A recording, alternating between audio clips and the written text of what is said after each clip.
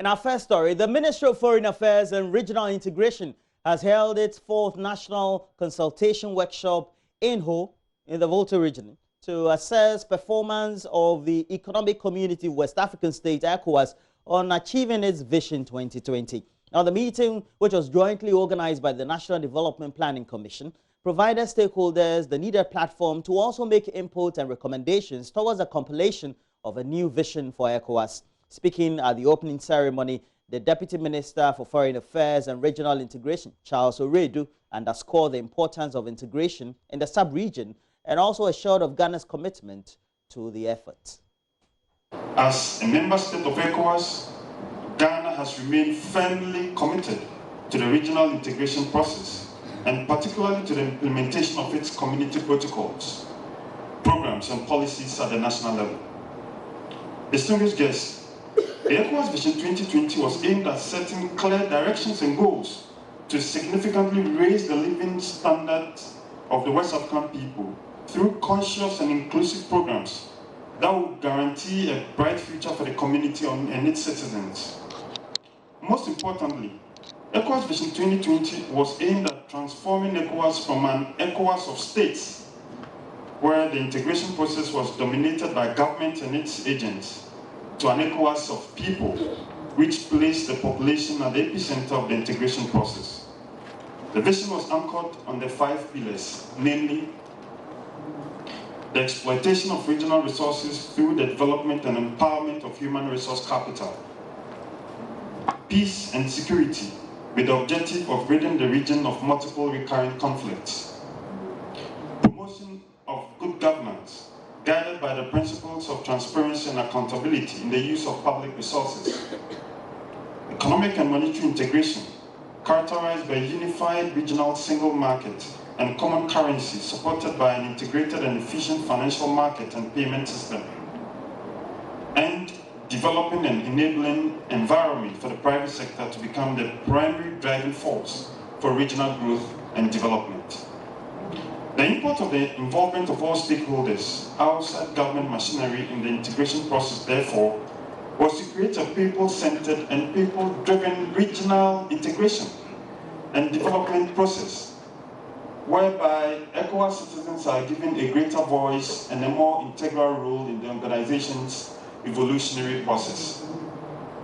Ladies and gentlemen, it's essential that we evaluate as a country what our experiences, challenges and achievements have been so far, as we forge deeper bonds of integration with our brothers and sisters within the sub-region. It's also important that as ECOWAS Commission formulates a new roadmap for a post-2020 vision for the regional body, we gather and communicate our contributions, views and concerns as the major stakeholders in the integration process. It is for this reason that this workshop is being organized. 5-year-old Princess Dede Dakum, who hops on one leg, begins the process to acquiring an artificial leg today. Now, 2 institutions, one in Sawam and another in Agona Duakwa, are collaborating to design Princess a new right leg free of charge. Now, they also will support her through school as well as assist her mother economically. And this follows a JoyNews report on the little girl's plight. Emefa Atiamu Eli has more. For 4 years, Princess has been hopping on one leg for all her mobility needs, including going to school. With intervention of the Brother Tarsicius Prosthetics and Orthotics Training College at Nsawam and the Salvation Army Community-Based Rehabilitation Center at Agunaduakwa, Princess Dede Dakum will, in the next 1 month, get back her right leg in its full length. The 2 institutions visited Princess and her mother days after JoyNews reported on the girl's birth defects. Principal of Brother Tarsicius Prosthetics and Orthotics Training College at Nsawam, Henry Labi, gives a brief of the preliminary stage. The prosthesis or orthoprosthesis she's going to use is going to be part of her. It's just like a shoe. She'll be growing out of it. There's going to be constant repairs. So we are taking the initial cost of it, and it might cost around 6,000 Ghana cedis just for that, and we are giving it to her for free. On Monday, we do the assessment, and then we do the necessary measurement which can take just a day. And when that is done, we would ask her to come back to the house. And we would do the process there and do all the modification and rectification we need to do and get all the materials we need to do to prepare it. Princess will later be detained at the final stage for a couple of weeks to enable her learn to use the new leg. The entire process is expected to last for 1 month. The Salvation Army Community-Based Rehabilitation Center has committed to sponsoring her education and economically supporting her mother. Paul Banfo is the Director of Medical, Social and Community Services. So it's all about building the capacity of the mother to be able to take care of the daughter. But for now, we are coming in with educational support. We are also coming to look at the mothers, do some form of assessment, get to know really what she's doing now, what other things can she do to put her in a better position where any other mother will want to be able to cater for herself and her children. Princess' mother, Regina Darko, was lost for words. Her neighbor, Bawa Muhammad, who alerted JoyNews about Princess' challenge, expressed gratitude to the two institutions and JoyNews for coming to the aid of daughter and mother. And I want to thank you very much for coming to the aid of this girl. And I know in future she will also remember you. Thank you very much. Among other donors were Crystal Mining Consult, which donated a check for 5,000 cedis, and 5-year-old Delaidem, who also gave up all his savings of 100 Ghana cedis towards Princess's leg. After securing her new leg, Princess will report for periodic maintenance and reviews. The artificial leg will be changed every 5 years as she grows. Emefa Tiamwa Eli for JoyNews, Nima. We all do know it's a long process, and if you want to support, you can do same. Make sure you contact us right here.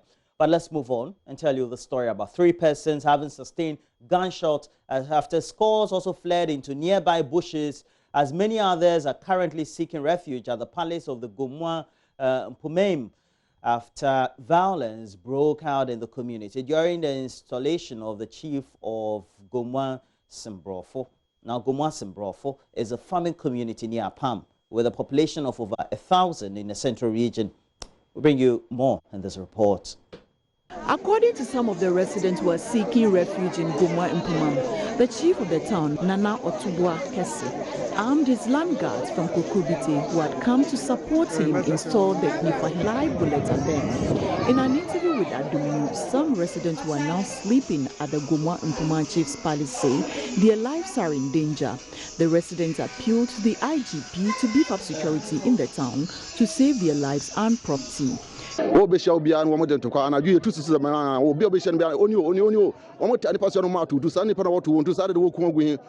kept attacking us anyhow.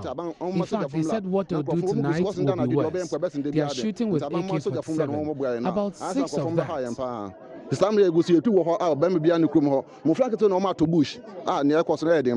When the police come and see them with the arms, they don't question them to find out how to secure them. So we need government to help us. Government should send some soldiers here. Everyone has gone into hiding, even children.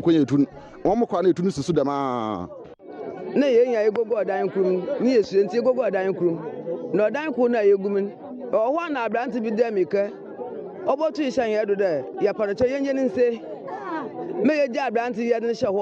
were there when the gentlemen came. They came with sticks, knives and guns. They said they would not kill us, but they were looking for young men. So they came for a young man here, and we also went into hiding. I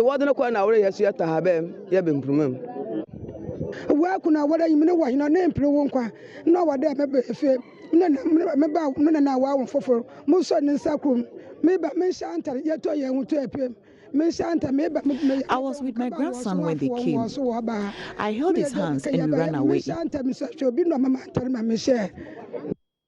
Chief linguist of Goma Mpuma, Ochiame Kojo Amwakun Roxanne Alice, says getting food for the displaced people has become a major challenge for them. He called on President Ekufuado to intervene.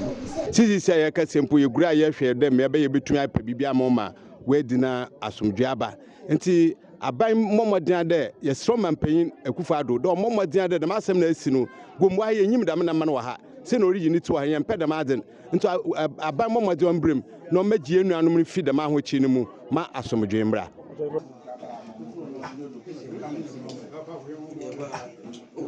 minti asie dentia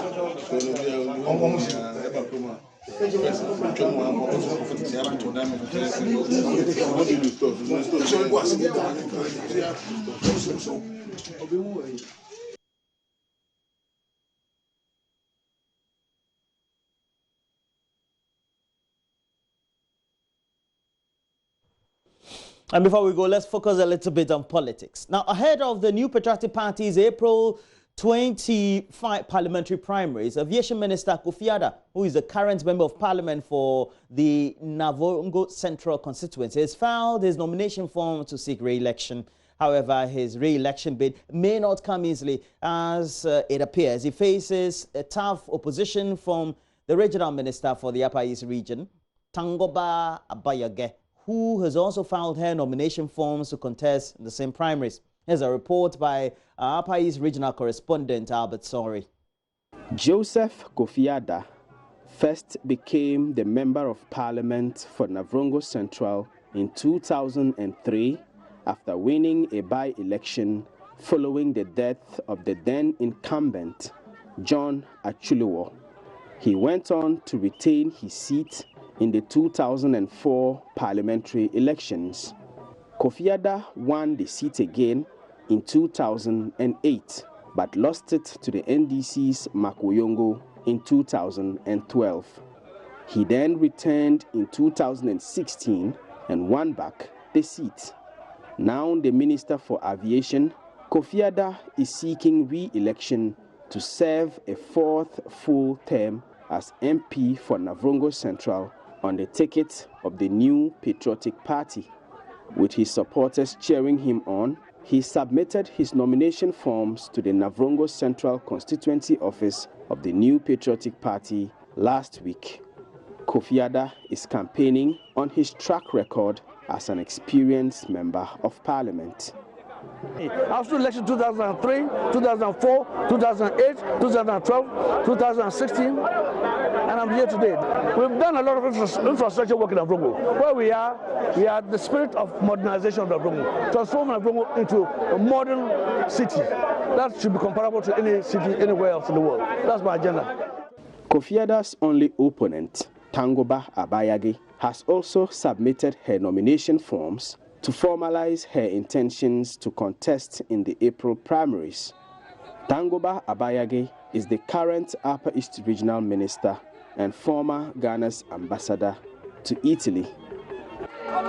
We are going to lead an issue-based, policy-based, manifesto-based, pragmatic, bold, decisive campaign. Kofi Aidoo says he is not perturbed by the decision of the Upper East Regional Minister to contest him in the primaries. The immense contributions we've done to development in Navrongo here is known to everybody.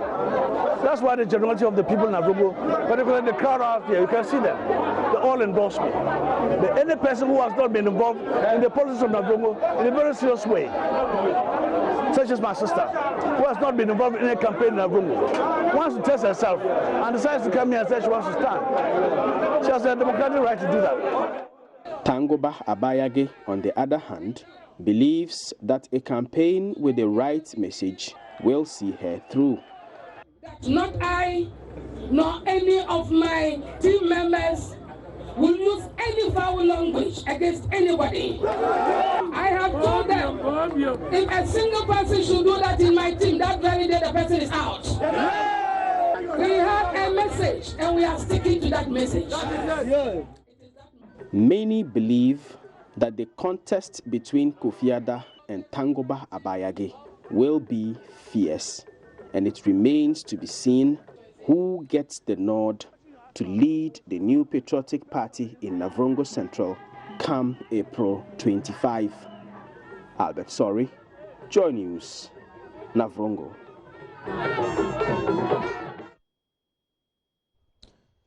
fierce contest it will be. But make sure that you always tune in to the channel right here, because we're all going to bring to you when April 27 comes and the primaries of the MPP are being convened for the over 160 constituencies that are left that are not the orphan constituencies. You will be getting all the latest updates right here through our election headquarters. But for all the things that are fierce, we also have some fierce contests of ideas and great content this morning. Will it be the latest dominating over the last 12 hours about a report couch from the Auditor General's report that is indicating apparently the Get Fund Secretariat has been giving scholarships to individuals that don't deserve. And of course, we've had some reaction so far. The Ministry of Education, the Minister of Education, they've been reacting. We also have the Executive Director for NACA, you know, the institution that put together the current curriculum for basic schools that we do have, all reacting, and a number of interesting highlights. We're also going to contest, or I have to say, discuss right here in the morning. But we also have a conversation on private health insurance provided under the National Health Insurance Scheme, saying that they haven't been paid since the early part of last year. Is it something that we have to think about? Because we are going to interrogate all these matters, verify what they have been saying. And so we're going to have their leaders right here in the studio. We'll also touch base with other providers across the country to get to know what the real situation is. We'll also let you in the conversation, and we'll tell you all the latest that you need to have. But right now we have to look at what stories are occupying the front, the center spreads, and the back pages of the various newspapers we do have. I have to say good morning to Karim Bukari. You work with the Forestry Commission at Jasikan. Have a great time this morning.